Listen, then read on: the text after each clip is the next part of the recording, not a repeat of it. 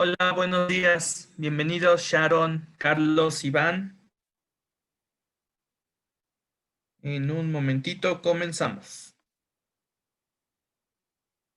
Iván, perdón, Eric, no Iván.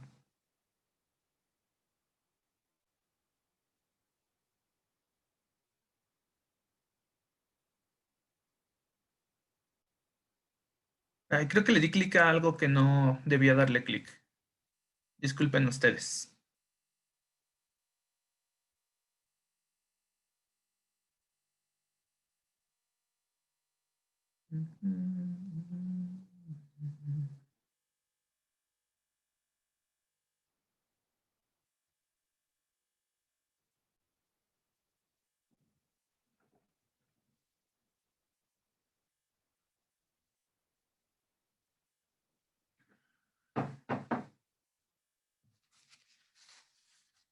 Bueno, les recuerdo que podemos aprovechar estos primeros minutitos para que me comenten si hay dudas o comentarios de la clase anterior.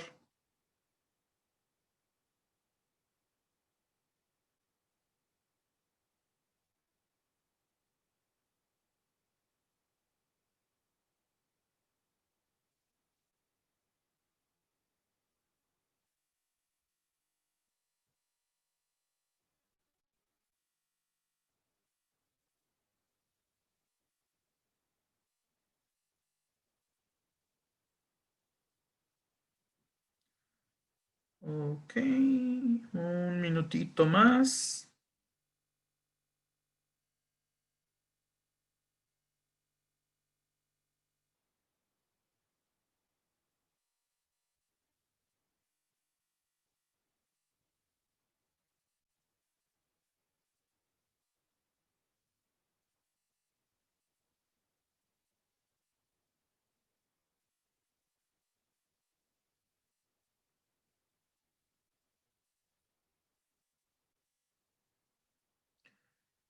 Ok.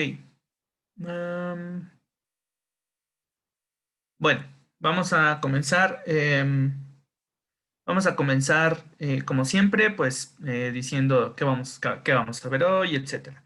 Hoy es la última clase de español, entonces si hay alguna duda de cualquiera de los temas anteriores de la clase anterior, en general de las clases anteriores, de todas, pues ahora es cuando manifestarla y para que podamos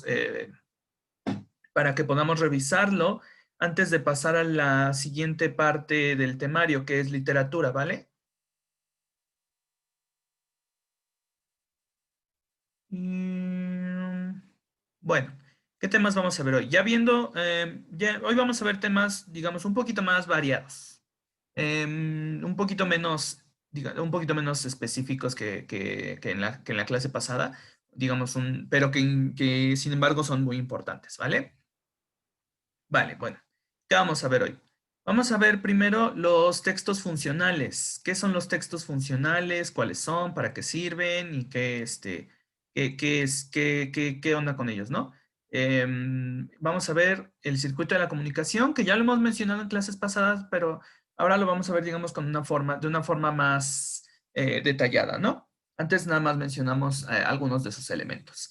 Vamos a ver características de la lengua nacional, es decir, variaciones del español dependiendo de la nación, de la región que lo ocupe, ¿vale?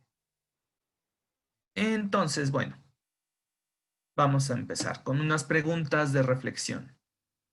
¿Qué elementos componen la comunicación?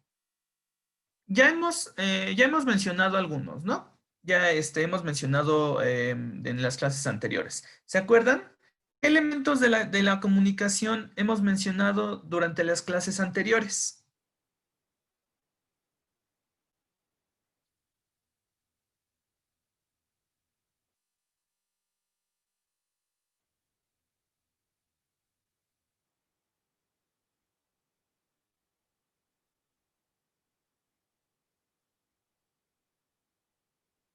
Hemos estado hablando de un par de elementos muy particulares, cuando hablamos de redacción, por ejemplo, o cuando hablamos de comprensión de lectura.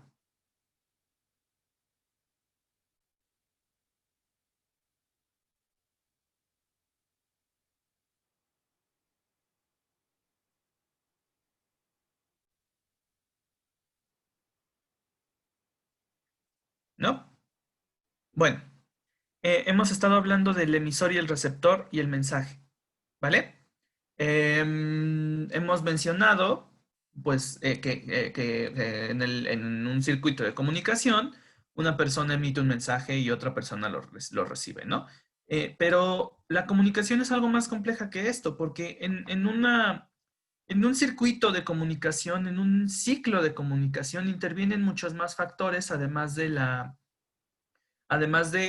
participación del emisor y el receptor y el mensaje que intercambian. Y eso es parte de lo que vamos a ver hoy, ¿vale? Ahora, algo muy importante, otro tema muy importante. ¿Qué diferencias tiene el español usado en México respecto al español que se usa en otras naciones? ¿Qué se les ocurre? ¿Cómo qué diferencias se les ocurre que tenga el español que se usa en México comparado con el español que se usa en otras regiones? O incluso, ¿qué diferencias tiene el español usado en distintas regiones de México? ¿Cómo varía el español dependiendo de las regiones de México? ¿Qué es lo que cambia, por ejemplo?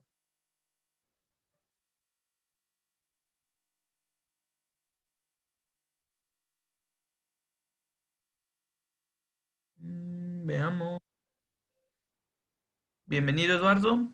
Muy bien, los mexicanismos. ¿Pero qué son los mexicanismos, por ejemplo? ¿Como qué ejemplos podemos mencionar de mexicanismos? Porque, pues sí, eh, re- em, los mexicanismos son expresiones particulares del español usados solo en esta región geográfica, ¿no?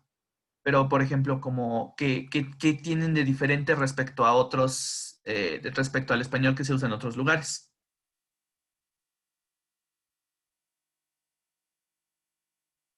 La palabra camión, que significa autobús, exactamente palabras que solo se usan en cierto lugar. O también palabras que significan una cosa en un lugar y que significan otra cosa en otro, ¿vale? Vamos a ver un ejemplo de todo eso. Muy bien. Bueno, ¿por qué hay que reflexionar sobre este tema? Bueno, porque tiene que ver con dos aspectos muy importantes del idioma, que son la semántica y la pragmática.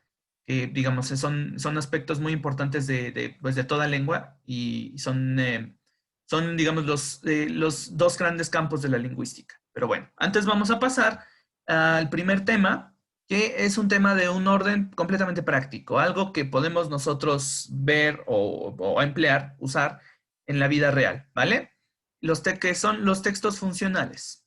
Ahora, ¿qué es un texto funcional? Bueno, no se puede dar una definición como muy formal de qué es un texto funcional porque hay muchos, sirven para muchas cosas y por lo tanto sirven, todos son diferentes, ¿vale? Lo único que se puede decir que tienen en común es que buscan influir sobre la forma en que alguien actúa. Buscan influir sobre alguien, sean nosotros mismos, sea una persona a quien conocemos, sea una persona en una institución, buscan influir. Entonces, en estos textos predomina la función apelativa del lenguaje. Es decir, la razón por la cual usamos estos textos es para apelar a una cierta persona a que, por ejemplo, nos haga un favor, a que nos dé un empleo, a que nos haga no sé, nos cuente algo, no lo sé. Entonces, en estos textos funcionales, digamos, son textos prácticos que usan la función apelativa, ¿vale? ¿Y por qué usan la función apelativa también? Porque se dirigen directamente al receptor, ¿ok? Van dirigidos directamente a una persona. Cuando hablamos, por ejemplo, de un artículo, de los textos académicos que vimos ayer, bueno, esos no van dirigidos a una sola persona, van dirigidos a un público, ya sea general o especializado, pero es un público. Y por eso decíamos que los textos académicos se tienen que escribir de manera formal y de manera impersonal. Estos textos funcionales también, sobre todo en cierto conjunto de estos textos, se tienen que escribir de manera formal, con un lenguaje formal, o más bien con un tono formal, pero estos sí se pueden escribir de forma personal, ¿vale? Porque van dirigidos directamente al receptor. Entonces, bueno, tienen que cumplir con tres características básicas. Estos textos son breves, no son digamos, como los textos, como por ejemplo, no lo sé, literarios o los ensayos o los textos académicos. Estos tienen que ser extra breves, a lo mucho 1 o 2 cuartillas, ¿vale? Porque solo contienen puntos esenciales. Como comunican, como son prácticos, solo comunican lo que tienen que comunicar y ya, ¿vale? Entonces los textos funcionales deben cumplir con esta característica, brevedad. Deben ser claros. ¿Por qué? Porque, bueno, no debe haber ninguna confusión sobre qué es lo que, cuál es la intención que tenemos al escribir el texto, qué es lo que estamos solicitando al receptor a quien se lo dirigimos, ¿vale? Entonces, deben ser breves, deben ser claros, no debe haber lugar a confusión, y deben ser sencillos. Como no son textos creativos, no son textos literarios, aquí la redacción tiene que ser lo más simple posible. En un texto funcional no podemos escribir de forma rebuscada, porque solamente oscurecemos el mensaje que queremos dar. Entonces, en los textos funcionales hay que, o sea, digamos, son lo más práctico posible. Decir lo que tenemos que decir, decirlo de forma clara y decirlo de forma sencilla. Y listo, ¿vale? Eso es todo lo que incluye un texto funcional. Entonces, muy bien. ¿Qué tipos de textos funcionales existen? Bueno, los podemos clasificar en 3 grupos. Los textos personales, los textos académicos y los textos laborales. Es decir, bueno, ayer vimos los textos académicos, pero estos son otro tipo de textos. Textos funcionales académicos, ¿vale? No textos académicos así como los que vimos ayer. Entonces, los textos funcionales personales, pues son textos que contienen datos sobre nosotros, sobre nuestra persona, ¿vale? O que expresan alguna idea o sentimiento directo, o más bien se le expresan una idea o sentimiento directamente a un receptor. O le piden algo, apelan directamente a un receptor, ¿vale? Entonces, los ejemplos más relevantes de textos funcionales personales son el currículum, la agenda y la carta formal. El currículum, ahorita lo vemos con más detalle. La agenda, por ejemplo, si nosotros, no sé si alguien de ustedes tenga una agenda, en tenemos datos personales, ¿no? En las primeras páginas ponemos datos como nuestra dirección, nuestro correo electrónico, número de teléfono, yo qué sé. Tiene datos sobre nosotros.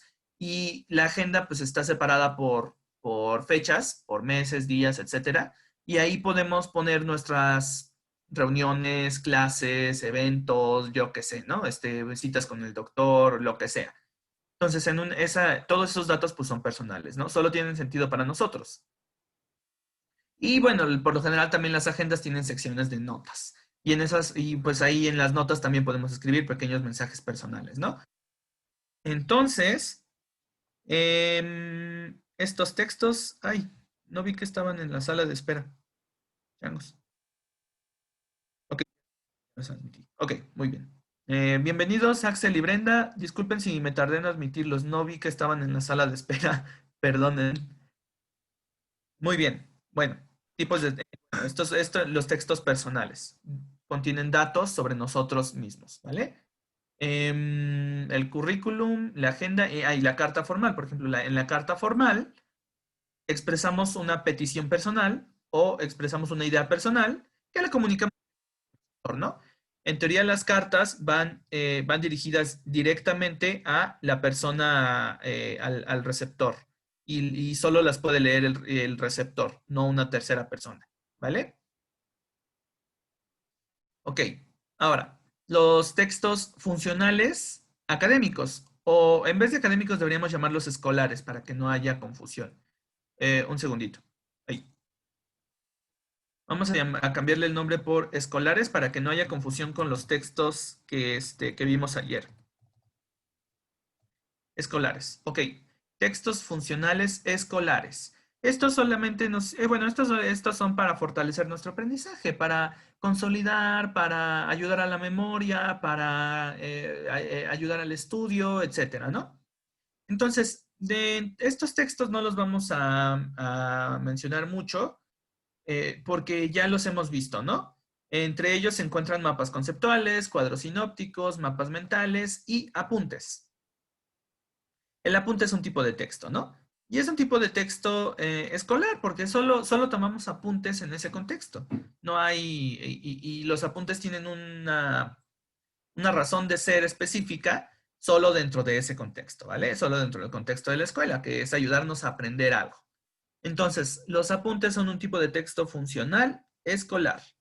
Y bueno, los mapas conceptuales y cuadros sinópticos, ya vimos lo que son, ya vimos lo que son y para qué sirven, ¿no? Para resumir información, para sintetizar información o para representar un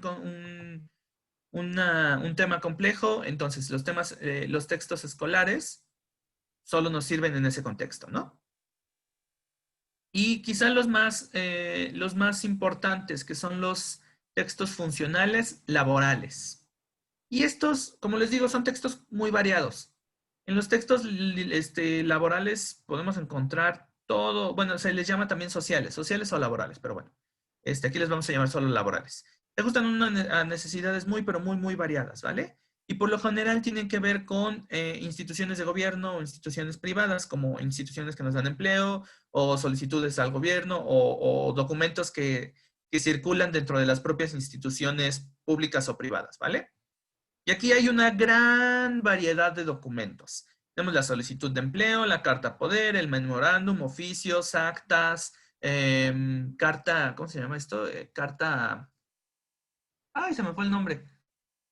Mm, carta petición. Carta petición, bueno, todos estos, ¿no?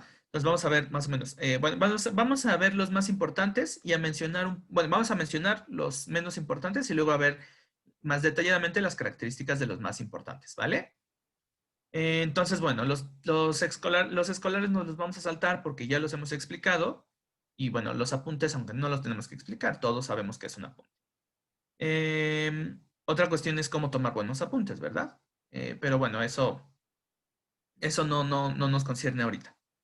Bueno, mencionamos la agenda, mencionamos la carta formal, pero por ejemplo, tipos de textos laborales que se usan mucho, el memorándum. No sé, quienes tengan un trabajo de oficina quizá, a lo mejor les llega un memorándum. El memorándum básicamente es un documento donde se pide recordar un cierto evento o se pide recordar o se pide que una persona, se recuerda a una persona que tiene que hacer una cierta cosa, ¿vale? Entonces en el memorándum se le manda a todos los miembros de una oficina y se les dice, pone ahí su tema y dice, tema, fiesta de Navidad. Acuérdense que la fiesta de Navidad de la oficina va a ser el 19 de diciembre en la casa de Juanito. Yo qué sé. Pues, digamos, son pequeños recordatorios de carácter más o menos formal que circulan en las oficinas, ¿no? Recuerden que tenemos una junta a las 11 de la mañana, bla, bla, bla, bla, bla, ¿no? Ahora, fíjense que estos no necesariamente son escritos en papel, ¿no? Nos pueden mandar un memorándum por correo. ¿Qué otro? El oficio. Bueno, el oficio es una solicitud formal de que se le da, que nos da una institución, que emite una institución más bien, y la puede emitir a un ciudadano o a otra, quizá a otra institución. Un oficio, por ejemplo, es cuando se dice girar un oficio cuando una institución manda un cierto documento que de cierta manera obliga al receptor de ese documento a quizá a hacer algo, iniciar un trámite, dar cierta información, etcétera, ¿no? Por ejemplo, si el SAT, el Sistema de Administración Tributaria, nos manda un oficio que tiene que ver con nuestro pago de impuestos, ese oficio lo que nos está diciendo, o sea, y por eso es la función apelativa del lenguaje, lo que nos está diciendo ese oficio es, paga tus impuestos. Debes tantos impuestos, págalos, ¿no? Cuando el SAT nos gira un oficio es porque ya de plano no hemos pagado en mucho tiempo o le debemos mucho al fisco. Entonces, el oficio es un documento de, digamos, de mayor formalidad y mayor seriedad. Un documento de menor poder, pues sería la carta petición, ¿no? Una carta en la que se pide al receptor algo. Se le pide que mande cierta información, que mande un documento, que elabore un reporte sobre algo, yo qué sé. Les digo, la función de los textos laborales y sociales es enormemente variada, ¿vale? Y depende del contexto muchas veces, del contexto y de la intención para la cual querramos escribirlos. El acta, por ejemplo. El acta es un documento que da testigo, o más bien que da testigo, es eso, que atestigua algo. El acta de una reunión sirve como prueba de lo que se habló en esa reunión, de que existió la reunión y de que se habló y se llegó a ciertos acuerdos, ¿no? Pero piensen, por ejemplo, en un ejemplo de acta, piensen, por ejemplo, en el acta de nacimiento. El acta de nacimiento da fe de que una persona nació y fue registrada ante el gobierno, ante el registro civil, ¿no? El acta de nacimiento tiene los datos de que si nacimos, cómo nacimos, ciertas características, nuestra huella digital, quiénes son nuestros padres, quiénes son los testigos que estuvieron en la firma del acta, es decir, cuando nos registraron en el registro civil, cuando pasamos a formar parte de la población de un país, ¿no? Entonces, el acta de nacimiento da fe de que este bebé está registrado ante las autoridades de este país, ¿vale? No sé, el acta de defunción da fe de que una persona falleció, ¿vale? Y bueno, actas hay un montón, ¿no? Redactar, les digo, el acta da fe de algo. Entonces puede haber un acta de una reunión. De una reunión puede surgir un acta. No lo sé. El ejemplo, pues, digo, el ejemplo más fuerte, digo, más cercano, pues es ¿no? El acta de nacimiento. Ok. Ahora vamos a ver la solicitud de empleo y la carta poder con un poquito más de detalle, ¿vale? Ahora regresemos a los textos funcionales personales porque hay que mencionar uno muy importante, el currículum vitae, o CV, o currículo, o yo qué sé, o currículum, así, para los cuates. ¿Qué es el currículum? Bueno, es un documento donde nosotros por eso es de tipo personal, porque donde ponemos datos como información de contacto, escolaridad, experiencia laboral, no lo sé, todo este tipo de cosas. Ponemos, bueno, podemos poner quizá una descripción de quiénes somos, no lo sé. Realmente los currículums varían dependiendo del área a la que querramos, en la que busquemos empleo. ¿Por qué? Porque, bueno, la función de un currículum es la búsqueda, el obtener un empleo, ¿no? Sirve para buscar empleo y sirve para dárselo a una persona y que esa persona lo lea y o sea, se vea motivada a contratarnos para un trabajo. Aunque fíjense que el currículum es un documento de función cuya función es apelativa. Porque aunque no, obviamente en nuestro currículum, no sé si ya ustedes ya en algún momento hayan elaborado uno, en nuestro currículum no decimos textualmente, deme trabajo, así, en el uso apelativo del lenguaje, ¿no? Pero la intención de un currículum es apelativa, es decir, estas son mis habilidades, mis conocimientos y mi experiencia. Este, entonces ya verá usted si le convienen o si son lo que usted está buscando, ¿no? Entonces, cualquiera que haya solicitado empleo, que haya trabajado en lo que sea en un empleo formal, bueno, sí, cualquiera que haya trabajado en un empleo formal, pues lo más probable es que haya elaborado un currículum. Y los currículums sirven desde instituciones académicas, para entrar en la docencia, hasta para entrar en la venta, en las ventas, ¿no? En la industria de los servicios. Entonces, es un documento muy importante y, bueno, hay que conocer sus características generales y saber más o menos cómo redactar uno. Entonces, los datos que por fuerza debe incluir es la formación académica, hasta qué grado estudiamos, qué estudios tenemos. Y la formación académica no solo incluye, por ejemplo, si tenemos un título o educación universitaria o una carrera técnica o si cursamos un bachillerato técnico, como por ejemplo en una institución CONALEP o en alguna otra institución como las CECATIS o las escuelas de artes y oficios, no lo sé. Eso lo podemos poner en nuestro currículum, es perfectamente válido, ¿no? Es experiencia académica, experiencia académica y a la vez práctica. Entonces, si, por ejemplo, si en nuestra preparatoria había especialidades técnicas y cursamos una, y al final nos dan un certificado de que cursamos esa especialidad técnica, lo podemos poner en nuestro currículum. que tenemos esa especialidad técnica y es parte de nuestra formación y de nuestro, pues de nuestros conocimientos y habilidades, ¿no? Entonces, bueno, el orden en el que se presentan los currículum, pues a veces puede variar, pero por lo general va primero, pues los datos personales, por ejemplo, nombre, edad, sexo, dirección, pues sí, dirección donde vivimos, y una foto, ¿no? Una foto nuestra. Después de esto va la escolaridad y después va la experiencia laboral. O hay quien pone primero la experiencia laboral y luego la escolaridad. De hecho, esto es lo que se debe hacer porque pues estamos buscando trabajo y lo primero que tenemos que poner es la experiencia laboral. Y bueno, quienes solicitan trabajo por primera vez, pues aquí no aplica, ¿no? Solo ponemos nuestra escolaridad, grado académico, formación académica, es decir, ¿y por qué me refiero más a formación académica y no a grado académico? Porque los diplomados y cursos y todo esto, pues también cuentan, ¿no? No es nada más que qué título tenemos o qué certificado tenemos de bachillerato o de universidad.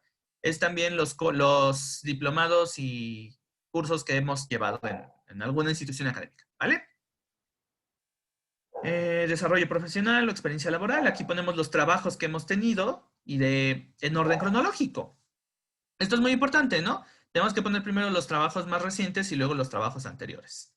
Y bueno, podemos poner lenguas o idiomas que manejamos y también ciertas habilidades, como si sabemos programar, si sabemos manejar cierto tipo de maquinaria, si sabemos, si tenemos habilidades especiales, por ejemplo, por ejemplo, si buscamos docencia para personas de educación especial, tenemos que poner si tenemos habilidades o conocimientos sobre educación especial, ¿no? Podemos poner y esto por lo general va un poquito, va después de la experiencia laboral. Entonces, pues aquí vemos un formato de currículum. Digo solo un formato. Nombre de la persona, apellidos, incluso tiene una fuente así, todo bien acá, ¿no? Y tiene el puesto que se ocupa o que se busca. Me parece que esto es la dirección de correo electrónico. El teléfono. ¿Por qué incluimos el correo electrónico y el teléfono? Pues porque el empleador tiene que tener una forma de ponerse en contacto con nosotros si nos da el trabajo, ¿no? Tenemos la localización, la ciudad. Bueno, es que está medio borroso y no se ve muy bien. La ciudad y no sé qué sea esto de abajo. Eh, Ay, no alcanzo a ver, está algo borroso, pero bueno. La ciudad, la ubicación, como ya los mencioné. Y bueno, esta persona tiene aquí links a sus redes sociales por alguna razón. A lo mejor busca un empleo en algo así como de esas personas que manejan las redes sociales de alguna compañía. No lo sé. Y bueno, experiencia profesional, nombre de la empresa en donde trabajamos, el tiempo en el que trabajamos y qué función desempeñamos. Primero la más reciente y luego las más antiguas, ¿vale? Em, Muy bien. Aquí, bueno, aquí esta persona quizá busca, fíjense que este es un currículum muy específico, porque esta persona tiene una lista de programas y su habilidad en esos programas. Entonces, a lo mejor esta persona busca empleo en algo relacionado a la computación, ¿vale? Y bueno, después de las referencias laborales, de la experiencia laboral, ponemos ahora sí, la formación académica, ¿vale? Nuestros grados, nuestros cursos, nuestros diplomados que hayamos completado, que tengamos, digamos, el certificado, ¿no? Que el diploma de que terminamos el curso, o el certificado de que cursamos cierto taller, o yo qué sé. Y referencias, a veces se colocan referencias por ejemplo, de otros empleadores. Y hay empleadores que piden referencias, ¿no? Entonces, bueno, estos son los elementos generales de un currículum. Ahora vamos a ver un ejemplo particular. Con perdón de esta persona, de esta mujer, Catalina Alemán, vamos a ver un ejemplo. Se me olvidó borrar. Bueno, no importa, es una persona de España. Y bueno, tenemos su nombre, su apellido. Fíjense en la fuente, ¿no? Es fácil de leer y aparte está como muy acá, ¿no? Muy bonita. Digamos, es algo elegante, ¿no? Es un currículum elegante con una fuente bonita y con una organización bien estructurada, ¿no? Entonces tenemos su dirección, calle Tormentas, 45 Segunda en Madrid, tenemos su teléfono y su correo electrónico. Cualquiera. ¿Por qué dirección? Porque, bueno, antes se mandaban cartas, ¿no? Entonces el empleador nos mandaba una carta que decía, ay, ha sido usted admitido. pero pues ahorita ya no, pues ya tenemos teléfono y correo electrónico, entonces es mucho más directo. Pero pues por si las dudas hay que poner nuestra dirección para que nos manden una carta. Y bueno, el resumen de quiénes somos, ¿no?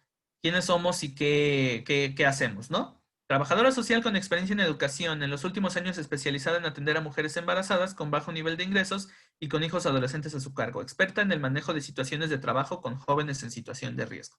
Entonces, es trabajadora social, tiene habilidades y conocimientos muy específicos con grupos vulnerables. Entonces decimos, pues a lo mejor si estamos buscando una persona así para una ONG, por ejemplo, o para una fundación o asociación que ayude a mujeres en situación vulnerable, bueno, esta persona, pues es ideal para el puesto, ¿no? Entonces, aquí menciona sus habilidades. Formación en respuestas de emergencia, mantenimiento de grupos familiares y atención familiar. Cosas, habilidades específicas, cosas que sabe hacer, ¿no? Experiencia profesional, fíjense aquí, bueno, esto está muy, 2008 a la actualidad. Este currículum no sé en qué año haya sido escrito. Ahora, algo muy importante sobre los currículums, hay que estarlos actualizando conforme vamos adquiriendo experiencia. Porque, por ejemplo, si comenzamos a trabajar estudiando una carrera y luego terminamos la carrera y ya tenemos el título y mandamos un currículum desactualizado que no refleje que ya terminamos la carrera, el empleador va a verlo y quizá va a considerarnos un poquito menos, ¿no? Entonces, esa parte de formación quizá lo hace un poco más, quizá lo hace un poco más atractivo para el empleador, ¿no? Entonces, igual, si tuvimos un nuevo trabajo, lo ponemos aquí, ¿vale? Por ejemplo, yo pondría el trabajo que tengo ahorita, que crea, profesor de humanidades y lengua, funciones, pues, eso, proporcionar clases y recursos didácticos, yo qué sé. Y antes mi antiguo trabajo, ¿no? Tutor, bla, bla, bla, bla, bla, ¿no? Y el lapso de tiempo. Y bueno, aquí vemos la evolución laboral de esta persona. Y su formación académica, que ya mencionamos. Formación universitaria en trabajo social, máster en la misma materia, trabajo social. Entonces tiene un título en trabajo social y un máster en trabajo social. Ok, bueno, hasta aquí vamos bien. ¿Alguna duda? ¿Comentario? O por ejemplo, cosas prácticas, por ejemplo, alguna cosa alguna duda que tengan ustedes sobre, por ejemplo, un currículum o sobre cómo elaborar uno. Ahora es cuando preguntar. O vamos bien, todo bien.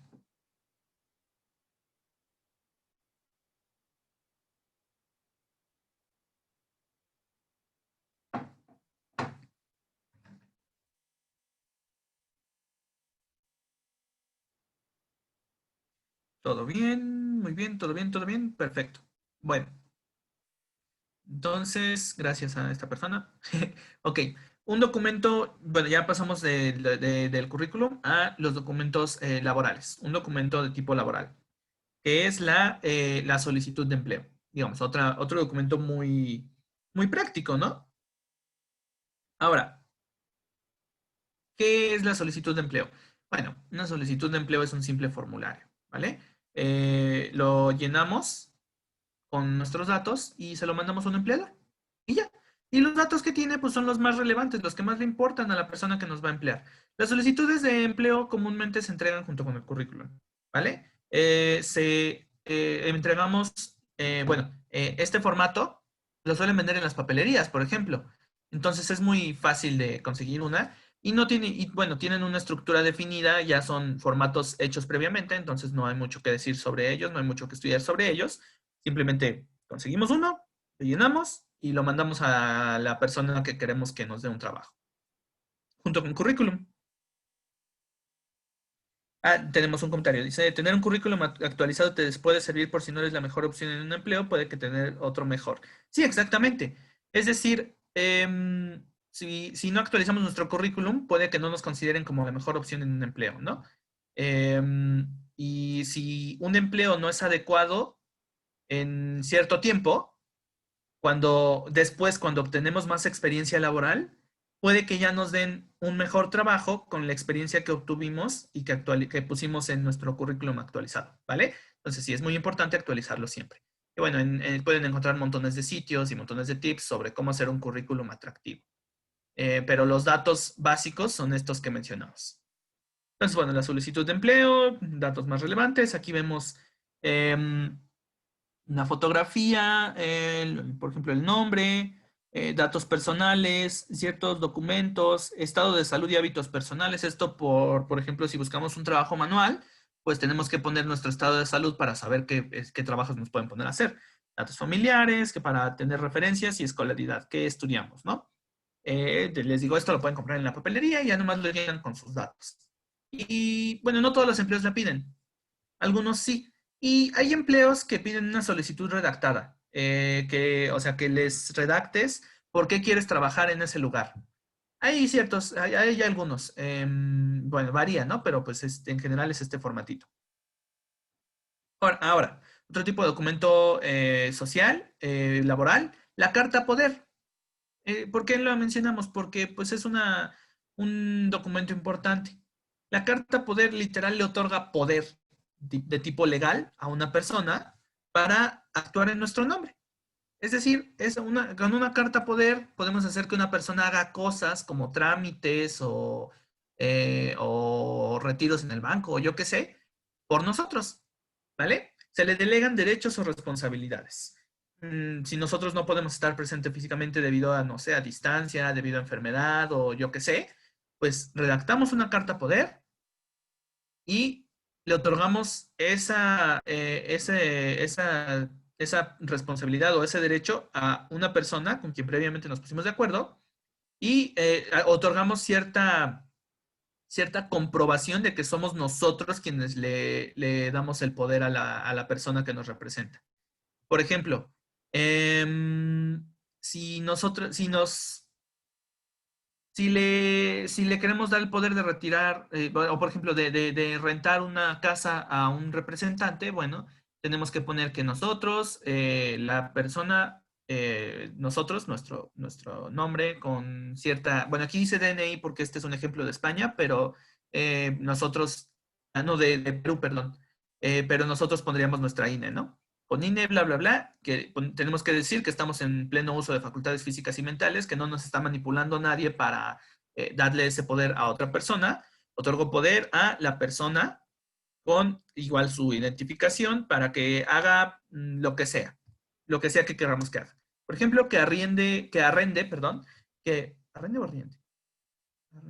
No, que arrende cierto inmueble, es decir, que rente una casa o un local, yo qué sé, o por ejemplo, algo así, ¿no?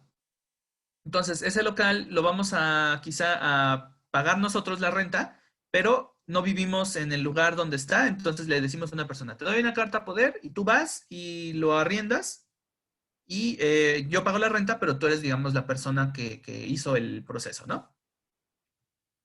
Entonces, aquí hay un ejemplo, este sí es de México, según yo. Entonces, lugar y fecha, porque pues, tiene que ser un documento reciente. Nombre de la institución o persona a quien se dirige, es decir, a quién se lo estamos escribiendo, con dirección de la institución, quizá eso no sea tan importante en algunos casos.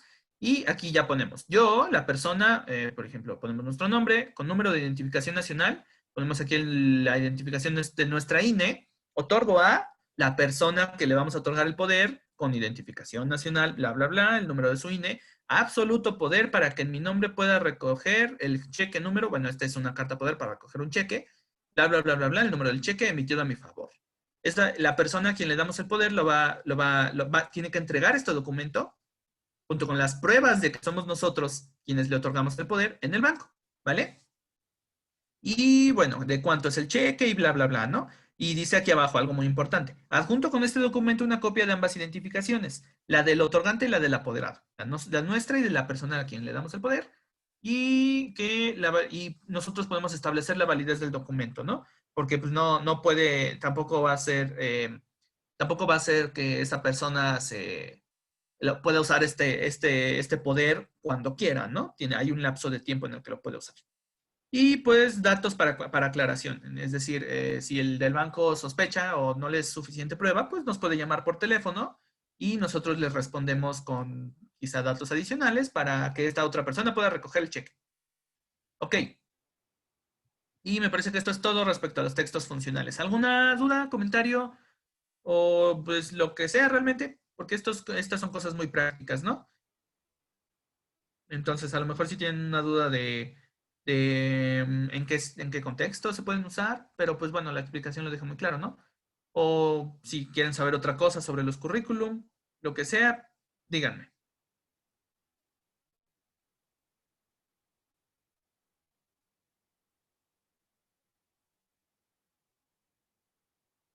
Parece que,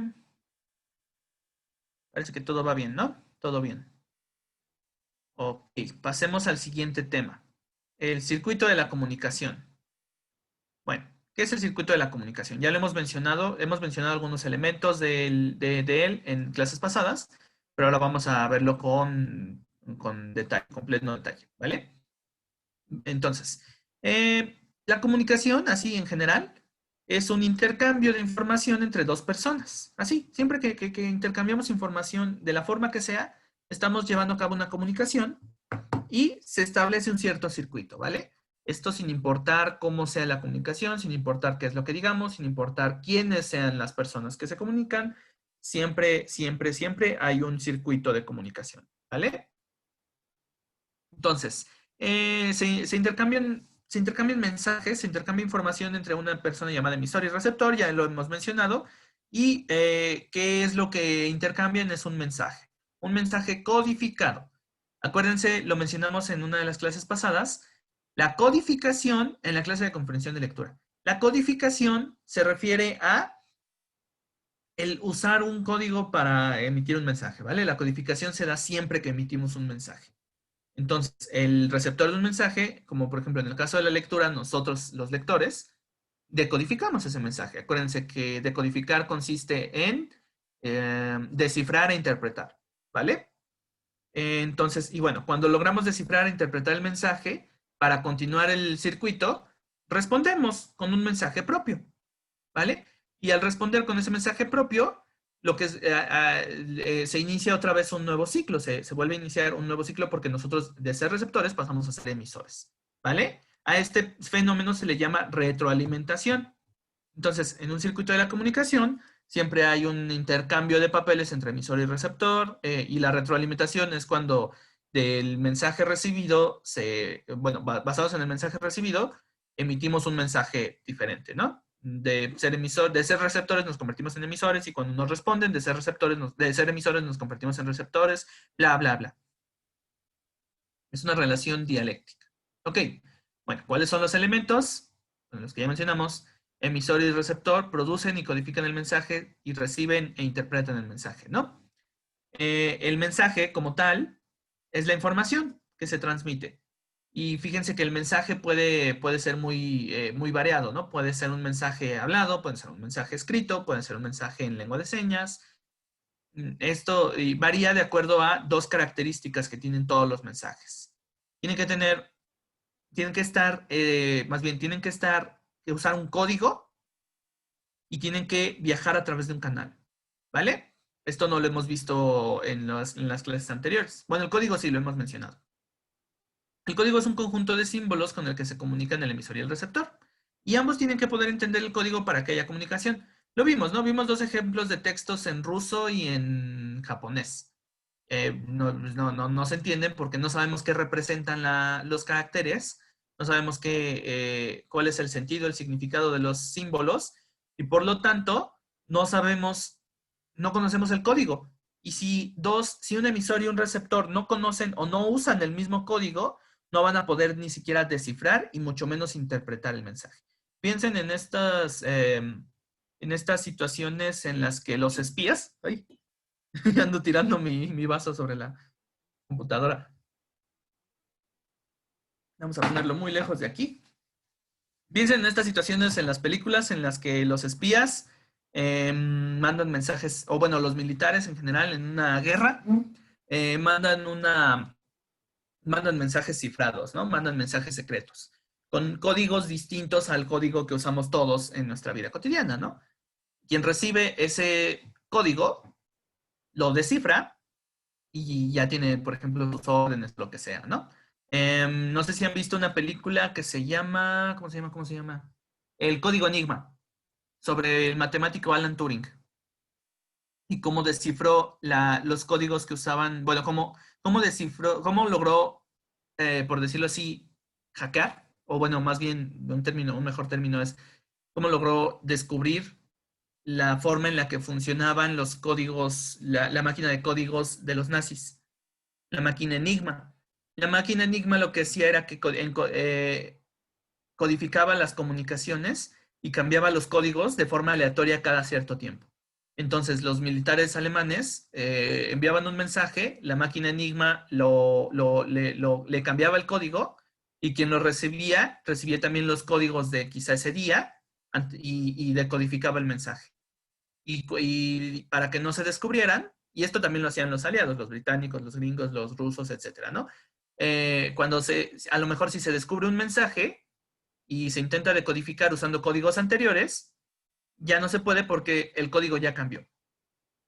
Entonces, es muy interesante, ¿no? Y este señor, Alan Turing, el padre de la computación, prácticamente, descubrió la forma en la que funcionaba esta máquina, la forma en la que encriptaba los mensajes, describió cómo cambiaba los códigos, cuál era el proceso, el algoritmo que seguía la máquina para cambiar los códigos, y pues esto le dio a los aliados la clave para descifrar las comunicaciones de los alemanes. Vean esa película, está muy buena. Y Alan Turing es un super personaje. Ok, entonces, bueno, este es el ejemplo más obvio de los códigos, pero les digo, cada que hablamos con un lenguaje, usamos un código. La lengua de señas mexicana es un código. Cierta acción, cierto movimiento representa algo. Los alfabetos fonéticos son un código. Cierto símbolo, es decir, cierta letra, cierta grafía, representa algo, un sonido. Y cierta cadena de símbolos representa una idea, ¿no? Los jeroglíficos egipcios son un código, los pictogramas prehispánicos son un código, todo esto son códigos. La codificación, la comunicación siempre requiere codificación. Bueno, un canal. Siempre se requiere un canal, un medio físico a través del cual se transmite el mensaje. Es decir, un medio auditivo, por ejemplo, un medio electrónico, un medio escrito, un medio visual, puede variar, ¿vale? El canal es, digamos, el medio a través del cual viaja el mensaje. Entonces, aquí hay una ilustración de cómo es que funciona el circuito de la comunicación. Y se llama circuito precisamente porque empieza acá, llega acá y regresa acá, ¿no?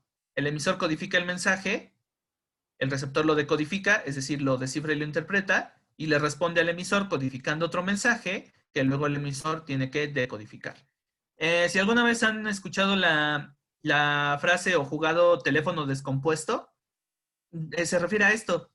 Se refiere a cómo el mensaje se va perdiendo cuando pasa de una emisora a otro receptor, ¿no? Pero aquí, bueno, aquí aquí el problema no es tanto el mensaje, porque el mensaje que da la primera persona de que juega teléfono descompuesto a la siguiente, pues a lo mejor es el mismo, ¿no? Es un mensaje, pero a veces el mensaje no llega bien, ¿por qué? Pues por el código o por el canal. A lo mejor mandamos un mensaje en un código, por ejemplo, le hablamos español a un gringo, y si ese gringo no habla español, no conoce nuestro código, no hay comunicación, no puede descifrar el mensaje. Si queremos hablarle de forma, si queremos hablarle de forma oral o con un lenguaje verbal a una persona con cierta discapacidad visual o auditiva, o visual o auditiva, no va a haber comunicación, ¿vale? Y bueno, el canal, por ejemplo, el teléfono descompuesto lo que hace es que digamos, el canal es defectuoso y el mensaje va distorsionándose a medida que va pasando de emisor a receptor a través de un canal que es poco fiable, ¿no? Que es el canal auditivo. Entonces, el chiste del teléfono descompuesto es que la primera persona le susurre algo al oído a otra persona y si esa persona no escuchó bien, si el mensaje se distorsionó por el canal, pues esa persona va a pasar un mensaje distinto a todos y todos. Entonces la persona al final puede acabar diciendo una cosa completamente diferente a la que dijo la primera persona de la cadena, ¿no? Entonces, esto es un ejemplo como muy práctico del circuito de la comunicación. Y a las interferencias, a las interferencias que se dan en el canal se les llama ruido. No solo ruido en el sentido literal, así de que hay mucho ruido, no te escucho, o hay mucho ruido y te entendí una cosa diferente, sino que se le llama cualquier tipo de interferencia. Por ejemplo, en un medio escrito, el ruido puede ser defectos en la ortografía, ¿no? Eso nos distorsiona el mensaje porque nos puede cambiar una palabra por otra. Por ejemplo, el mensaje es quiero comprar viseras de niño. Y lo escribimos mal y escribimos quiero comprar vísceras de niños. Eso es un mensaje completamente distinto, ¿no? Entonces aquí el canal modificó el mensaje. Y bueno, también varía el código, ¿no? Bueno, bueno, y un referente. Un referente, pues, es la cosa a la que hace referencia el mensaje, ¿no? El referente cambia de mensaje a mensaje. Es, digamos, el tema del cual se habla. El referente es el tema sobre el cual mandamos mensajes. Y, pues, el contexto. Este, pues, no requiere explicación. El contexto es el contexto en el cual se manda ese mensaje. ¿Vale? Ok, vamos bien. ¿Dudas? ¿Comentarios? ¿A alguien se le ocurre, por ejemplo? Bueno, no, bueno, esto es. Menciónenme, bueno, si no hay dudas o comentarios, menciónenme un ejemplo de un contexto en el cual se da una situación de comunicación.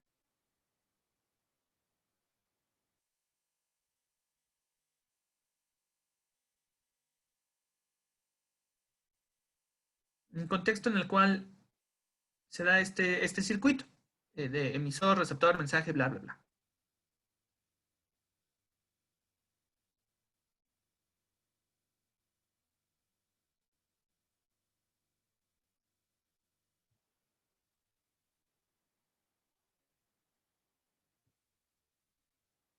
Enviar un WhatsApp o un mail. Perfecto, sí. Vamos a analizar esta comunicación. Enviamos un WhatsApp. ¿Cuál es el contexto? Bueno, el contexto depende de qué es lo que queramos comunicar, ¿no? Por ejemplo, el contexto es un mensaje de texto a las 3 de la mañana. No, mejor no, este contexto no lo vamos a mencionar. Un mensaje de texto para solicitar a una cierta hora y en un cierto lugar, ¿no? Con una cierta intención. ¿Quién es el emisor? Pues quien escribe el WhatsApp o quien escribe el correo electrónico. El código es el español, el español escrito, ¿no? Y el mensaje, pues es literal el mensaje que mandamos, que aparece ahí en el chat de WhatsApp, ¿no? Y el receptor es la persona quien está al otro lado del canal de comunicación. O sea, quien está en el teléfono, recibiendo nuestro mensaje. El canal es un canal electrónico, ¿no? Y es un canal, pues, relativamente confiable, ¿no? Porque el mensaje que mandamos se envía de forma electrónica, se envía mediante una señal a un satélite y ese satélite lo envía al teléfono de la persona a quien se le mandamos y punto, ¿no? Y esa persona nos responde y el ciclo continúa, el ciclo se reinicia hasta que nos dejen en visto por cualquier razón, ahí se interrumpe el ciclo de la comunicación, ¿vale? El receptor decodificó e interpretó el mensaje y a lo mejor ya no nos quiso responder y nos dejó en visto, pues ahí se acabó el circuito, ¿no? Ya no hay retroalimentación. ¿Qué otro ejemplo de un circuito de comunicación podemos mencionar?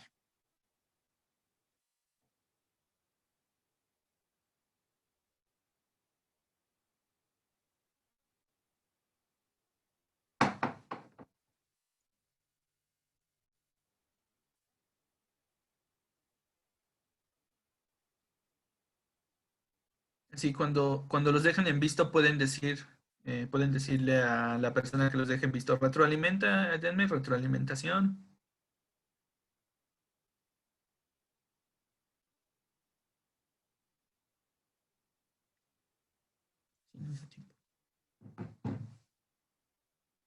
Por ejemplo, que se dé en otro contexto o en otro canal. O usando quizá otro código distinto al español.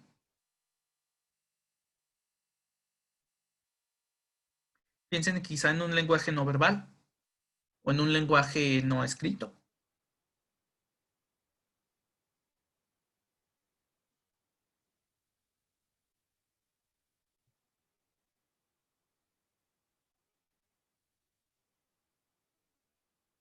En alguna de las clases mencionábamos la codificación, ¿no? Cómo se codifican distintos mensajes, que puede ser de forma no verbal.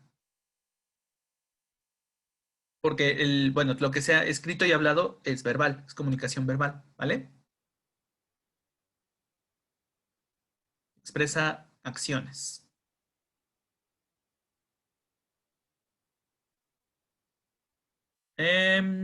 Fue en el grupo de aquí de la mañana o en el grupo de la tarde, no me acuerdo. Cuando me mencionaron el código Morse, creo que fue en este grupo. El código Morse, por ejemplo, mandamos un mensaje cuando no podemos mandarlo de forma como directa. Por ejemplo, estamos en un barco en medio del mar, pues no hay internet, ¿no? Obviamente. Entonces, hay comunicación por radio con otro barco y le podemos mandar un mensaje en código Morse a otro barco usando precisamente, le mandamos ese mensaje codificado en este tipo de código y el receptor de forma muy literal lo decodifica, ¿no? El receptor se supone que conoce código Morse y lo descifra. Y ya descifrado, pues nos puede quizá mandar una respuesta igual mediante código Morse. Y el canal aquí es un canal electrónico, ¿no? Y bueno, ejemplos hay muchos, ¿no? En la comunicación oral, el canal es auditivo. En la comunicación visual, el canal es visual. En la comunicación escrita, el canal es el texto, ¿no? Escrito. Y acuérdense que en la escritura, la forma de codificar un mensaje varía enormemente, varía dependiendo de cómo usemos el código, de cómo usemos el español. Entonces, dentro de una misma lengua hay infinidad de formas de codificar un mismo mensaje, ¿vale? Lo podemos codificar con distintos usos del lenguaje, con un lenguaje de tipo poético, en el cual usemos recursos literarios para expresarnos. Entonces, hay infinitas formas de codificar un mismo mensaje dentro de con un mismo código, ¿vale? Y eso es lo interesante. O sea, no solo es que haya infinitas combinaciones de letras y palabras para formar distintos mensajes, es que el significado de esas palabras y de esas oraciones y de esos mensajes también puede variar de acuerdo al código, de acuerdo quizá al contexto, ¿vale? Ok, bueno, antes de pasar al último tema, vamos a dar un pequeño descansito de 5 minutos, siendo las 8:06. Regresamos a las 8:11, 8:12, ¿vale? Y si alguien tiene como dudas o comentarios de algo de lo que hemos visto, pues me lo puede poner, si no, y si no, pues vayan por un café, vayan al baño y ya saben, ¿no? Vamos a pausa.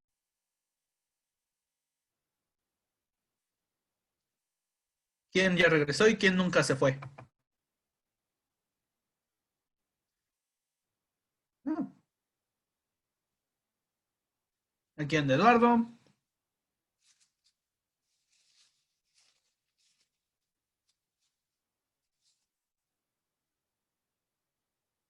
aquí anda Diego, muy bien.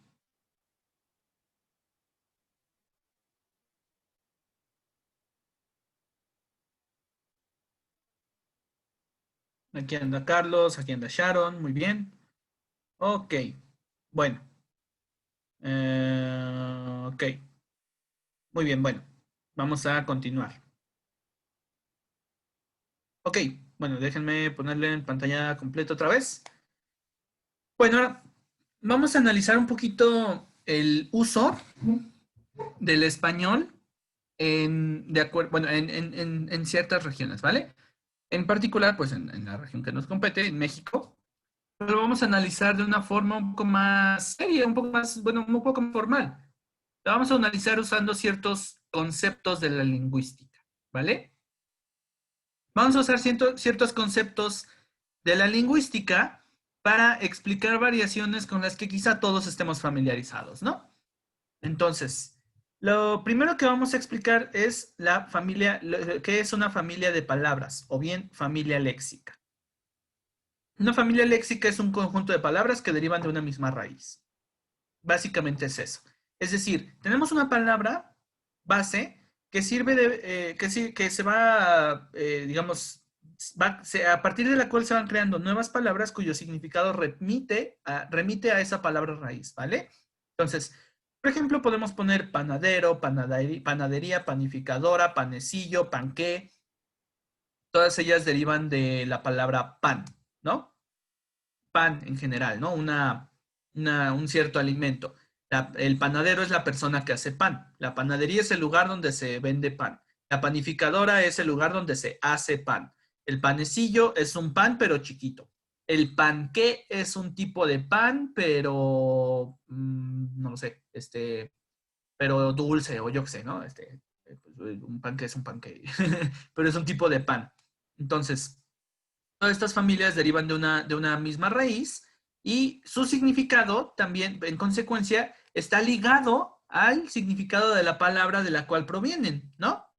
O sea, toda la familia viene de una sola palabra y no tiene, esas palabras no tienen sentido si no sabemos cuál es el sentido de la palabra raíz. Si no sabemos qué es el pan, no vamos a saber qué es un panadero, qué es una panadería, qué es un panqué, qué es un panecillo, etcétera, ¿no? Si no sabemos cuál es el significado de la raíz, no vamos a saber qué significa ninguna de las otras palabras.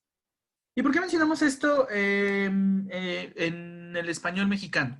Bueno, porque una lengua tan diversa como el español tiene muchas familias léxicas y muchas veces esas familias léxicas pueden variar de región en región, ¿vale?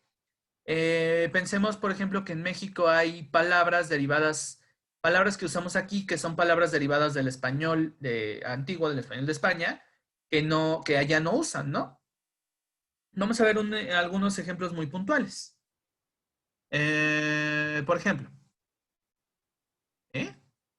Ay, aquí no sé qué pasó aquí, se me fue una diapositiva, perdón. Déjenme la elimino antes de que se me olvide. Eh, no sé qué es esta diapositiva. Ok, ejemplos de algunas familias léxicas. Tenemos la palabra casa, ¿no? Y derivan de ahí casero, caserío, casucha, casona y caseta. La palabra casa significa un cierto espacio físico donde habita una persona. ¿Qué es un casero? Bueno, un casero es la persona que renta una casa. Es un caserío. Un caserío es un conjunto grande de casas, ¿no? El caserío de la ciudad. ¿Qué es una casucha? Una casucha es una casa fea o mal construida. ¿Qué es una casona? Una casona es una casa grande y palaciega. ¿Qué es una caseta? Una caseta es una casita chiquita donde solo cabe una persona, ¿no? Todo eso deriva de la palabra casa. Y si no sabemos qué es una casa, no vamos a saber qué es una caseta, qué es una casona y qué es un casero, ¿vale? Nosotros sabemos qué significa casa porque pues, es una palabra básica del español, pero piensa en una persona que está aprendiendo el idioma. Está aprendiendo a hablar español y le mencionas, es que le mencionas, mira, ¿ya viste esa casona? Y esa persona no sabe qué significa la palabra casa, no sabe, o sea, la sabe, pero la conoce pero en su idioma, y pues no sabe hacia dónde voltear, ¿no? Que es una casona, es una casa grande. Ah, bueno, ya sabe. ¿Y qué es una casa? Ah, bueno, y ya le traduces la palabra casa, ¿no? Entonces, depende, si no tenemos la referencia de la palabra raíz, no vamos a entender la referencia de todos los miembros de la familia léxica. Ahora, taco, la palabra taco, de dónde derivan taquería, taquero y taquiza, ¿no? Taquería, el lugar donde se venden y se hacen tacos. Taquero, la persona que hace los tacos. Taquiza, un banquete donde el platillo principal es una gran variedad de tacos, ¿no? Y esa es una variante local, ¿no? Es una variante local mexicana y es una familia léxica mexicana. No hay nada más mexicano que los tacos, ¿no? Pero, por ejemplo, un caso muy curioso, tortilla. La palabra tortilla viene de torta y viene de España. No sé si sepan que en España una tortilla es un platillo con huevo. Es un platillo en el que hacen el huevo así en lo redondo del sartén y le ponen, no sé, jamón, queso, salchicha, lo que sea.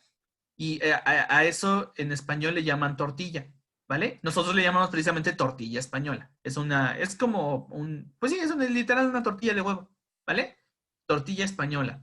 Pero aquí la tortilla, y esa palabra deriva de torta. Torta es en general un alimento que está hecho en capas, por decirlo de alguna forma, ¿no? Por ejemplo, en España le llaman torta al pastel, pero también le llaman torta, quizá, creo que también le llaman torta a lo que aquí conocemos como sándwich, no estoy muy seguro, pero básicamente torta es un término general. Y del término torta deriva la palabra tortilla, o sea, una torta chiquita, ¿vale? Y aquí en México usamos la palabra tortilla con un sentido distinto al que lo usan en España y creamos una nueva familia léxica. Tortillero, la persona que hace tortillas. Tortillería, el lugar donde se hacen y se venden las tortillas. ¿Vale? Entonces, pues si no sabemos cuál es la raíz, no sabemos cuál es el significado. Y aquí lo curioso es que es una palabra que se separó de la palabra de la cual surgió. Tortilla que viene de torta, pero ya aquí son cosas distintas, ¿no? Una torta aquí es una cosa completamente distinta, ¿vale? Ahora, menciónenme, micrófono o comentarios.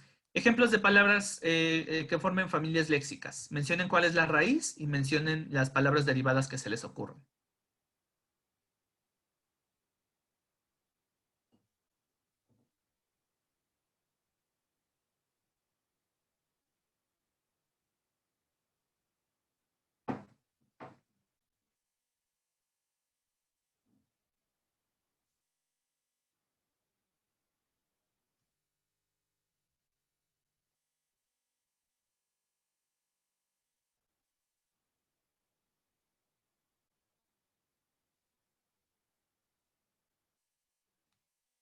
Flor, muy bien. La raíz flor y las palabras derivadas florero, lugar donde, o bueno, objeto donde se ponen flores, florista, persona que hace arreglos florales. Ujú. Enflorar, llenar de flores algo. Sí, muy bien. Entonces tenemos la palabra base, flor, que es el fruto maduro o más bien el fruto, no, ¿cuál fruto? El fruto no fecundado de una planta, y de ahí viene todas estas palabras, ¿no? Otro ejemplo, pero no de su vida cotidiana, porque estoy muy seguro de que este lo vi en Google. Bueno, a lo mejor no.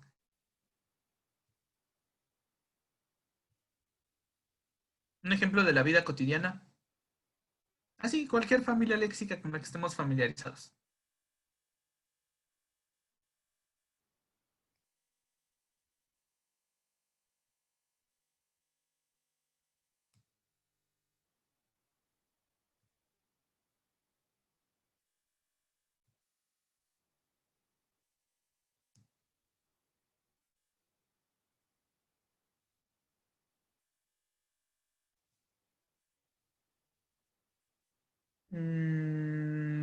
Por ejemplo, de algún objeto que puedan ver así a simple vista.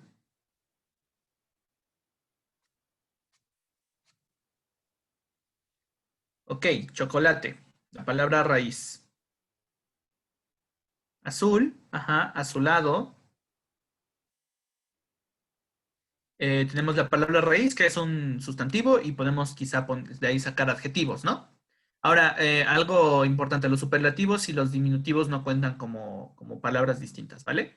Son variantes de una misma palabra. Pero sí, creo que, bueno, pero más bien, sí entran dentro de una familia léxica. Chocolate. ¿Qué palabras podemos derivar de la raíz chocolate?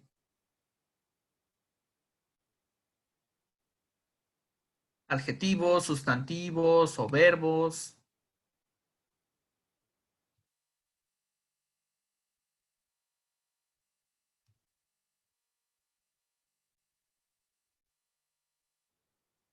Se me ocurre, por ejemplo, chocolate, chocolatero, exactamente. Enchocolatado, muy bien. Chocolatoso. Chocolatería, también. Ahí es el lugar donde venden chocolates y creo que no existen. Bueno, o sea, creo que estas son muy particulares aquí en México. En España le llaman a los dulces de chocolate, le llaman chocolatines. Mm, pues con esas, ¿no? Es un buen ejemplo de familia léxica. Y fíjense que bueno, cambia el sentido, pero y para referirse quizá a una acción, a una persona o a un lugar que tiene que ver. La palabra pan. Bueno, la palabra pan, sí, pan, panadería, panadero. Pizza, exactamente, la palabra pizza. Una pizzería, el pizzero. Bueno, no hay muchas también. Es una familia muy reducida. Por ejemplo, la palabra torta, tortería, el verbo tortear, que es cuando que hacemos una tortilla. O bueno, cuando le damos golpes a una gordita, le damos forma, el verbo tortear, la tortería, perdón, lugar donde venden tortas, eh, tor, no lo sé. Eh, no se me ocurren muchos. Pero bueno, con esos, o por ejemplo, fruta. Fruta, frutería, frutal, frutero. eh, Incluso de ahí viene, me parece que de ahí viene el nombre fructosa, que es un azúcar, no lo sé. ¿Vale? Entonces, bueno, leche, lechero, lechería, no lo sé. Hay familias léxicas, hay muchas, ¿vale? Muchas, muchas, muchas. Ok. Y bueno, como les digo, forman parte de la diversidad léxica de una lengua porque de acuerdo al contexto de cada región geográfica donde se usa una lengua, se varía cada vez más una familia léxica, ¿vale? Ok, bueno, ahora vamos a ver vamos a ver respecto a los sentidos, vamos a seguir hablando de los sentidos de las palabras, pero ahora vamos a ver otro aspecto. En vez del léxico, de su familiaridad, vamos a ver sus aspectos semánticos y pragmáticos. ¿A qué se refiere esto de semántica y pragmática? Bueno, el sentido de las palabras, y lo vimos ayer en el texto de los juegos de lenguajes, del lenguaje, el sentido de las palabras no es siempre descriptivo. A veces el sentido de las palabras varía con su uso en la práctica, ¿vale? Y en general, todas las lenguas, todas, tienen dos aspectos. Se pueden estudiar en dos aspectos. En el aspecto semántico y el aspecto pragmático. El aspecto semántico es el que tiene que ver con las definiciones y los significados de las palabras, ¿no? Los significados fijos que podemos encontrar en un diccionario. Y el aspecto pragmático es el que tiene que ver con el uso de las palabras. Entonces, como el español, de nuevo, el español es una lengua muy, muy, muy diversa, pues lo más interesante es estudiar el aspecto pragmático, porque de tanta diversidad que hay en nuestra lengua, en la práctica las palabras cobran sentidos muy, muy, muy diversos, ¿vale? Entonces, todas las palabras y las expresiones enteras, cambian de sentido de acuerdo a la región. O sea, pero no significa que, digamos, que camines un metro y ya las palabras significan otra cosa. O sea, cambian de acuerdo a la región porque cambian de acuerdo a los habitantes de esa región. Cambian de acuerdo a la comunidad de hablantes que habita un cierto lugar, ¿vale? Entonces, en la práctica, los sentidos de las palabras y expresiones cambian de acuerdo con los hablantes de dicha lengua, ¿vale? Es por eso que cuando hablábamos del lenguaje inclusivo, que lo mencionábamos en gramática, decíamos, pues a los lingüistas no les interesa cómo se debe de decir una palabra. A los lingüistas les interesa cómo la dicen sus hablantes, porque es lo que estudian. Estudian la semántica, sí, pero también la pragmática. Estudian el uso práctico de las palabras. Cómo lo usamos en nuestro día a día y cómo las usan diferentes comunidades. Ok, entonces, todas las palabras bueno, las palabras y las expresiones tienen un sentido denotativo y un sentido connotativo. Denotativo se refiere a el hacer referencia, simplemente. Denotar es hacer referencia a algo. Entonces, cuando hablamos de sentido denotativo, hablamos del lenguaje en su uso meramente referencial. Hablamos de, por ejemplo, de expresiones del lenguaje usadas usadas referencialmente. Hablamos de palabras que no hacen más que describir objetos. Hablamos de palabras en su aspecto solamente descriptivo, ¿vale? El sentido denotativo solo hace referencia y describe, y ya. O sea, el sentido denotativo, literal, es el significado de la palabra, que ya tenemos en el diccionario, que es el mismo a través de toda la lengua. O sea, la misma palabra va a significar lo mismo o va a tener el mismo sentido denotativo para cualquier hablante de una lengua sin importar en dónde esté, ¿vale? Entonces, pues bueno, de estas palabras podemos ver muchas, ¿no? Carro, Pues un carro significa lo mismo, de acuerdo al diccionario, pues un carro significa una cosa muy particular. O automóvil, o vehículo, o yo qué sé, ¿no? Hablamos así, hablamos quizá con términos más generales, ¿no? No sé, por eso se le hacen tanta burla al doblaje latino de las series y las películas. Porque como está escrito, como está, es un español muy neutral, porque se distribuye a varios países, acaba siendo una cosa bien rara, ¿no? Porque nadie habla así en ningún, porque trata de ser un lenguaje que muy generalizado, muy denotativo, que todos los hablantes puedan entender sin importar la región. Pues entonces no sé, acaba siendo una cosa súper genérica y súper extraña. Nadie habla así porque todos hablamos con nuestros regionalismos, ¿no? Y nuestros modismos. Entonces, bueno, el sentido denotativo es literal el significado de las palabras que encontramos en el diccionario. Ya, no tiene gran chiste, ¿no? Es el sentido descriptivo de una palabra. El objeto que es el sentido es la descripción, ¿vale? Más bien, el significado lo da la descripción del objeto al que hace referencia. El más interesante es el sentido connotativo. Connotar, con nota, significa que además del sentido original, el sentido meramente referencial, hay otro sentido. Y este sentido, este sí es el que varía de acuerdo a muchísimas cosas. Varía de acuerdo a la comunidad de hablantes que usa la palabra. O varía de acuerdo a la persona incluso que hace la palabra. Este es un sentido meramente subjetivo. Es completamente subjetivo, ¿vale? Cualquier comunidad o cualquier persona le puede dar un sentido diferente a todas las palabras. Incluso puede variar el sentido de una palabra dependiendo del contexto en el cual se use. Entonces, el sentido connotativo es subjetivo, es contextual, pero aparte es enormemente diverso, quizá infinitamente diverso, ¿vale? Por ejemplo, yo le estoy diciendo vale. ¿A qué me refiero con eso? El sentido denotativo quizá de la palabra vale es del verbo valer, de algo que tiene un valor, yo qué sé. Y fíjense, la familia léxica, ¿no? Valor, vale, valer, evaluar, valuación, valentía, yo qué sé. Pero, ¿en qué iba? Ya me distraje. Sí, le estoy diciendo vale. El sentido denotativo es ese, ¿no? Que viene de la palabra valor. Pero el sentido connotativo es otro. La intención con la que yo le estoy diciendo vale es el preguntarles si entendieron o si hay alguna duda. O sea, ¿se entiende? Es decir, la información que yo digo vale o no vale, por decirlo de alguna forma, ¿no? Por explicarlo. Y el sentido connotativo, de cierta manera, nosotros lo entendemos intuitivamente, ¿no? Por la entonación en la que yo digo vale, ustedes entienden que es una pregunta. Por el contexto, que es que yo les estoy dando clase y explicando algo.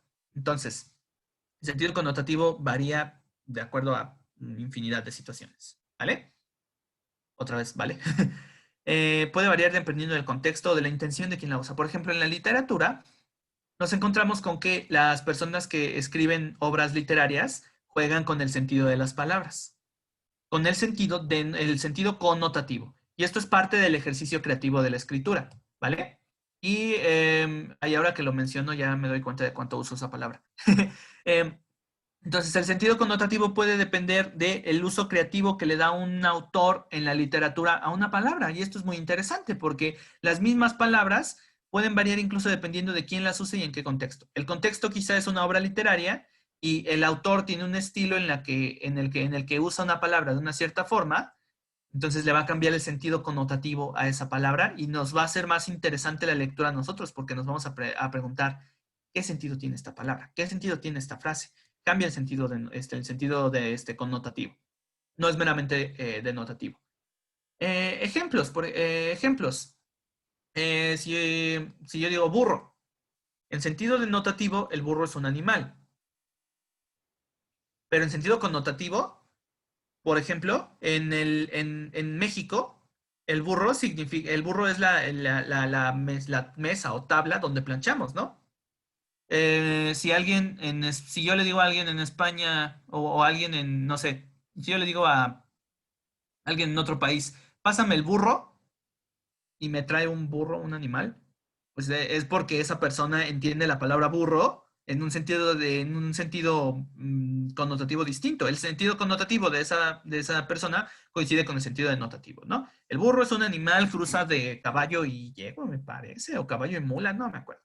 Entonces, bueno, pero en realidad me estoy refiriendo al burro de planchar. O le estoy diciendo a una persona burro, que es una persona que no quiere entender. No lo sé. Puede variar, ¿no? Y ambas son variantes semánticas que se dan solo en México, ¿no? No, bueno, no conozco otro país en donde se use el término burro de planchar. A lo mejor sí los hay. No conozco tampoco otro país en donde se le diga burro a una persona que no quiere entender un tema. Que no debería ser porque los burros son animales muy inteligentes. Entonces, veíamos un ejemplo. Por eso es que, bueno, tomando en cuenta esto, es que podemos entender mejor el texto que vimos de Wittgenstein, ¿no? De los juegos del lenguaje. Cada comunidad de hablantes tiene distintas reglas y esas reglas lo que dicen es que el significado de las palabras es distinto al significado que tiene otra comunidad en su juego del lenguaje, ¿no? Entonces, eso nos sirve para ver como de una forma medio metafórica todas estas variaciones de sentido. Depende del contexto, depende del juego que se juegue, ¿vale? Ahora, denme ejemplos. Les leo y les escucho ejemplos de sentido, palabras cuyo sentido denotativo cambie con quizá el contexto, la comunidad o la persona.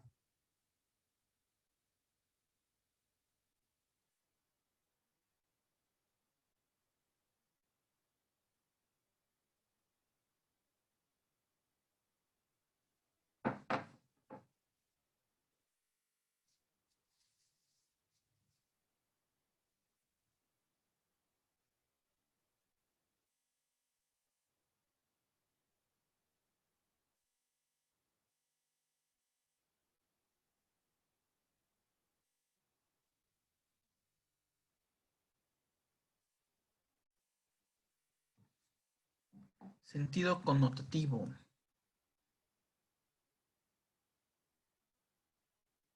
Palabras que cambien dependiendo de su uso particular, dependiendo del contexto en el que se usen. Dependiendo del uso pragmático. Bueno, no me los vayan a poner, pero, pero los albures. Los albures son un ejemplo muy claro, ¿no? De cómo cambia el sentido denotativo, del sentido connotativo de una palabra, ¿no?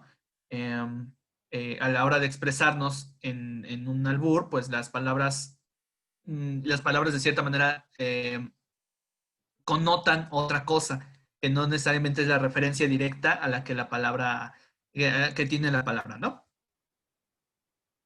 Pero no me pongan ejemplos de albures.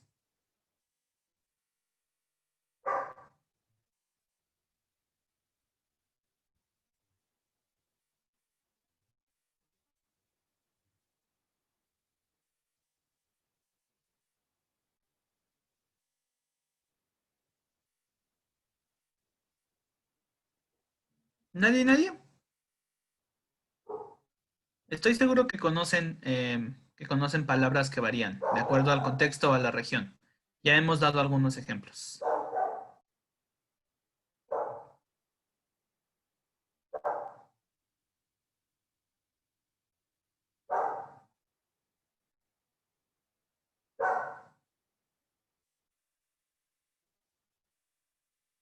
Por ejemplo, la palabra pana, su sentido denotativo es un material, una cierta tela, un material del cual se elabora una cierta tela elaborada de un cierto material, ¿no? Eso es la pana.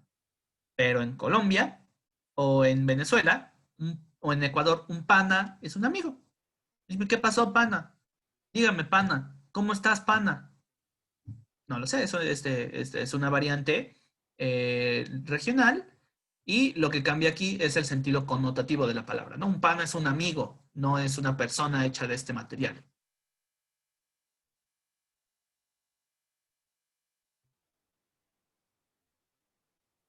Ejemplos que se les ocurran, la palabra fresa. La fresa según el diccionario, es un tipo de, se puede referir a una fruta, a un cierto tipo de fruto. O se puede referir a un tipo de cabeza del taladro, ¿no? Que se usa para limar. Y de hecho, de ahí le llamamos fresa y le llamamos, hay que fresar esta parte, ¿no? O sea que hay que pasarle el taladro con esa cabeza, con ese cabezal. Pero, por ejemplo, aquí en México, el sentido connotativo de la palabra fresa es otro, ¿no? Una persona fresa es una persona que habla así, ¿vale? Es una persona ¿cómo decirlo? Pues sí, muy snob, por decirlo así, ¿no? Muy payasa, por decirlo así. Y ese es otro cambio de sentido denotativo. Payaso es una persona que se maquilla y divierte a la gente, pero aquí en México una persona muy payasa es una persona que es muy modosita, ¿no? Que tiene, es muy, que es de cierta manera muy quejumbrosa. Otros ejemplos así, de estos hay muchos en el lenguaje coloquial, en la vida diaria. ¿O nadie, de plano?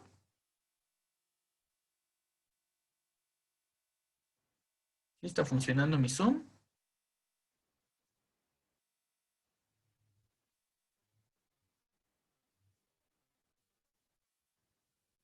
Bueno, qué apatía.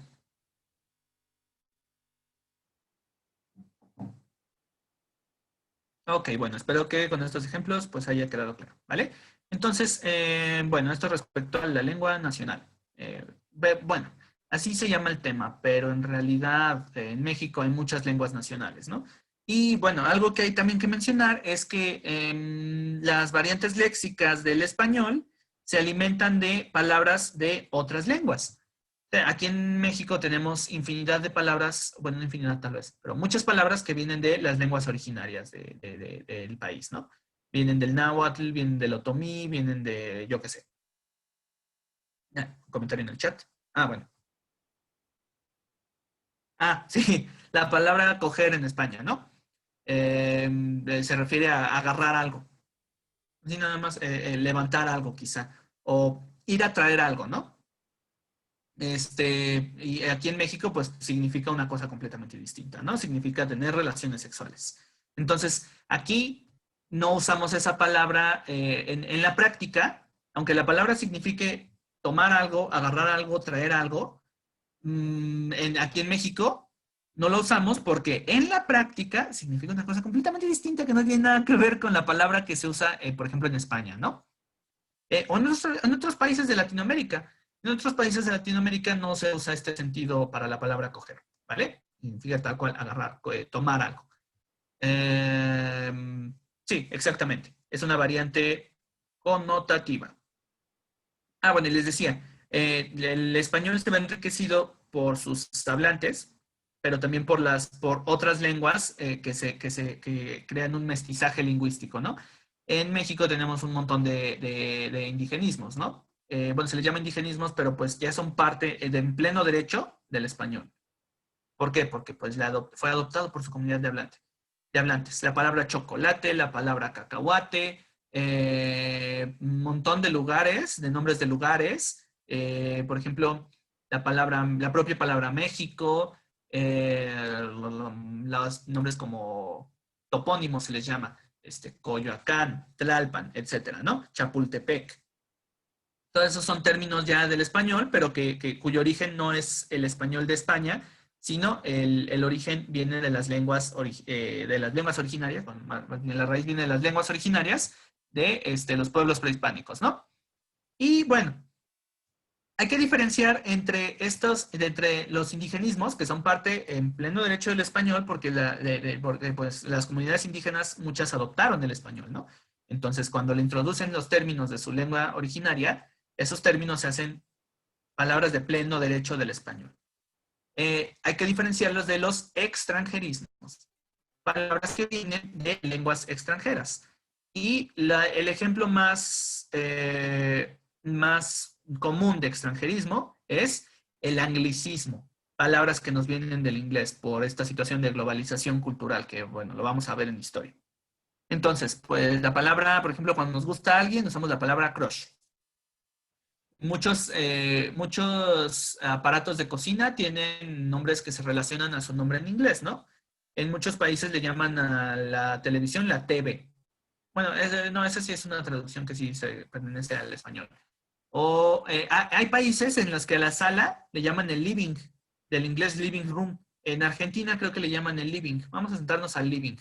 Nosotros decimos, pues es la sala, ¿no? En quizá, en algunos países como en Panamá, para hablarse así de amigos, de amigo a amigo, se usan el término man. ¿Qué pasó, man? ¿Cómo estás, man? O a veces usan el término men, que en inglés es el plural de man, significa hombres. Dice, ¿cómo estás, men? O incluso nosotros, ¿no? En nuestro lenguaje coloquial decimos este men, o esos men, o esos manes, ¿no? En algunos lugares de Sudamérica. Son palabras que adoptamos del inglés, que son extranjerismos, y por una parte aumentan la diversidad de una lengua, ¿no? Si usamos estos extranjerismos y los transformamos de acuerdo al español y cambia su sentido, pues entonces no estamos, digamos, no estamos dejando de lado el español, sino que lo estamos enriqueciendo, ¿no? Por ejemplo, en España, en inglés decirle a una persona singular men es un error gramatical. Men es plural, man es singular. Pero aquí si le decimos a alguien men, pues aquí no tenemos por qué seguir las mismas reglas gramaticales del inglés. Aquí perfectamente podemos decirle a una persona, ¿qué pasó, men? ¿Por qué no? Estamos transformando el término, ¿vale? Podemos agarrar una palabra como crush y podemos transformarla en un verbo. Decimos, es que estoy muy crusheado o muy crusheado con una persona. O te crusheas con una persona. La transformamos, la adoptamos y hacemos más diverso el español. En la palabra quizá que mejor traduciría este término sería infatuación. Es una palabra muy, quizá muy culta, ¿no? Infatuar, estoy infatuado. Ahora nos pregunta Eduardo en el chat que eso ya cambió. ¿Qué cambió? ¿O a qué te refieres qué fue lo que cambió?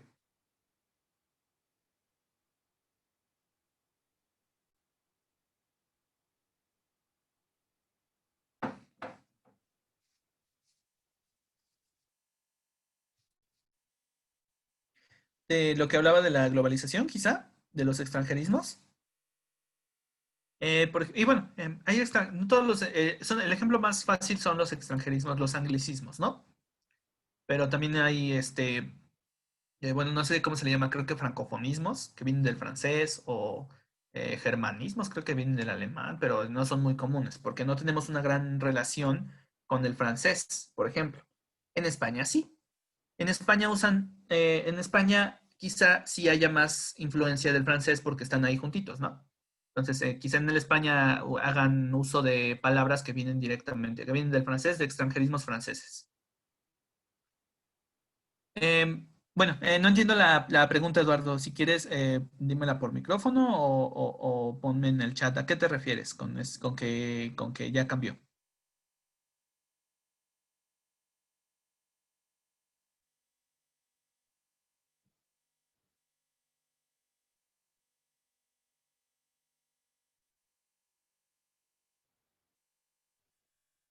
¿Sobre los anglicismos o la globalización?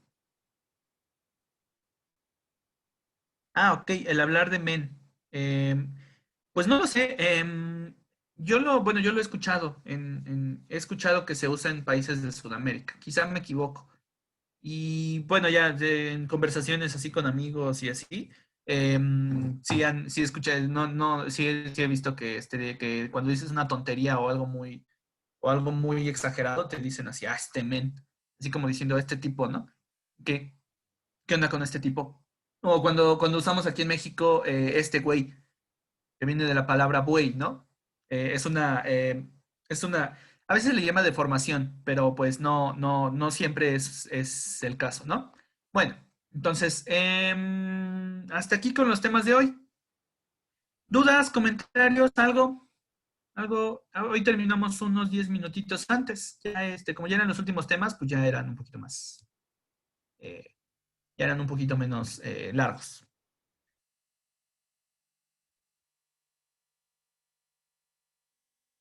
Si está todo bien, déjenme les tomo la asistencia y les digo, ahora es cuando preguntar lo que quieran preguntar de español.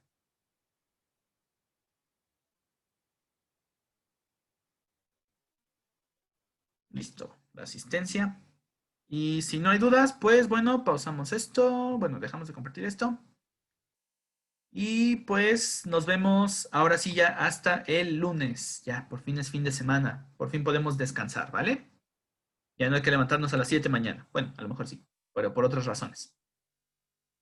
Bueno, pues, o algún comentario que tengan de los temas que vimos de español, algo que quieran compartir sobre lo que vimos en español.